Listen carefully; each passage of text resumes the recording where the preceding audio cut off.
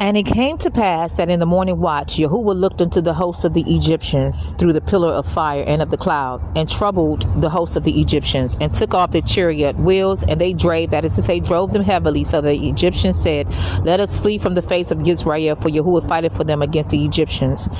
And Yahuwah said unto Moshe, stretch out thine hand over the sea, that the waters may come again upon the Egyptians, upon their chariots, and upon their horsemen.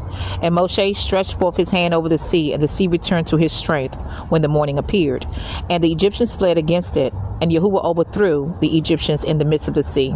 And the waters returned and covered the chariots and the horsemen and all the hosts of Pharaoh that came into the sea after them. There remained not so much as one of them. Your enemies would try to flee, but see, they are now even at a point of no return. For all their stalking, their gang stalking, the evil monitoring that they have been doing after being warned time and time again to leave you alone, to continue to discontinue their actions against you and their reproach against you both day and night, and they still have not heeded the warning. They're going to be looking to try to turn back, just like the Egyptians tried to do in verse 25. They said, let us flee from the face of Israel, for Yahuwah fighteth for them against the Egyptians. Many of them already see that the Most High has been fighting on your behalf, but they still continue to pursue even still. So they're going to be looking for a way out. They're going to be looking to flee. They're going to be looking to scatter, but they're not going to be able to scatter. No cave going to be able to hold them or hide them. No bunker is going to be able to hold them and hide them from Yahuwah and his wrath and his vengeance that he has set out against them. No mansion on the moon and no mansion on the hill will be able to hide them from the wrath and from the judgment of Yah against them.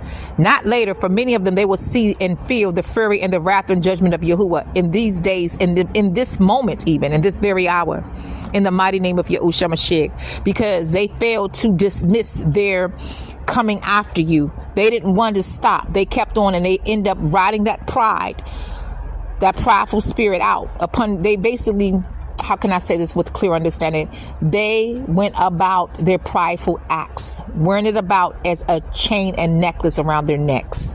They kept on pursuing after you even after they've been warned time and time again. So they're going to be looking to scatter and hide, but they're not going to be able to hide. The Egyptians was looking to try to turn back. Many of them going to turn back, but they even are at a point of no return. Okay?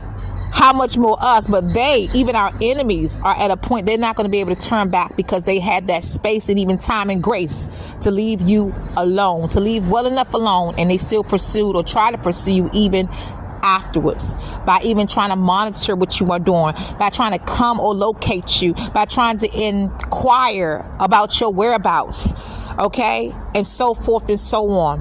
Yahuwah is putting a stop to your enemies. They're going to be looking for an exit, and they're not going to be able to find one but death, because they had it coming and they failed to take heed to the warnings that came to them more than once.